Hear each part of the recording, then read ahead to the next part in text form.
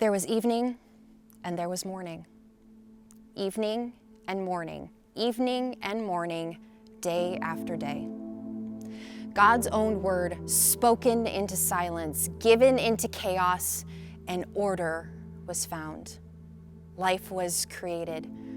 The beauty of a garden, tended, nurtured, and grown into something more beautiful, more perfect than anything made by human hands. It was in the image of God, male, female, from the dust of the earth, the artistry of an infinite creator on full display on the canvas of a universe of created things.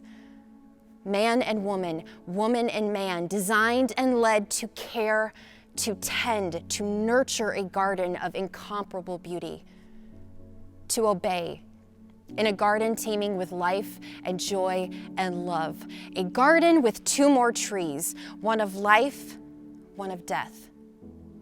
A simple call to obey, don't touch the fruit.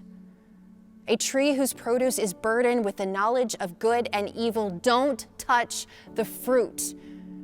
Your goal is clear. Your life is beautiful. Hope is not needed because you already have everything you need. Don't touch the fruit.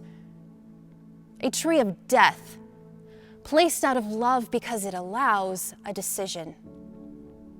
Curiosity, pride, deception. The fruit was eaten, an act of disobedience that leads to rejection, the expulsion from perfection, and mankind left without clear direction, an act of disobedience followed by the plan for redemption.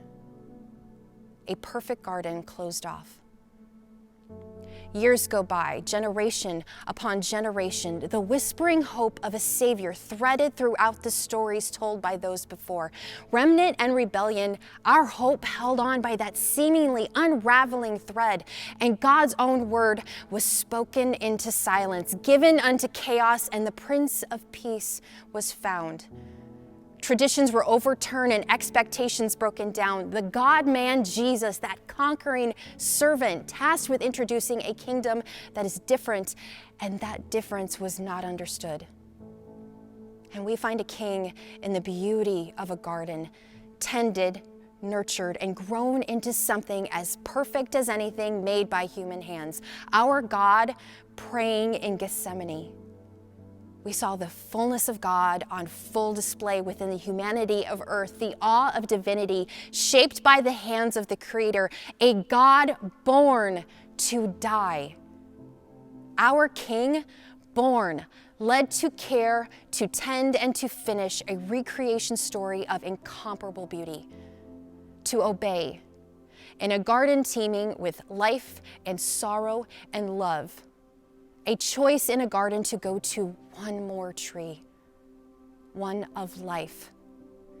A simple call to obey, to let his life be shaped by God's own intention in spite of the tension, to die a death on a cross, a tree dripping with a payment of blood, a sacrifice of a perfect life so the guilty might go free. A tree of death placed out of love, dependent on a decision of obedience.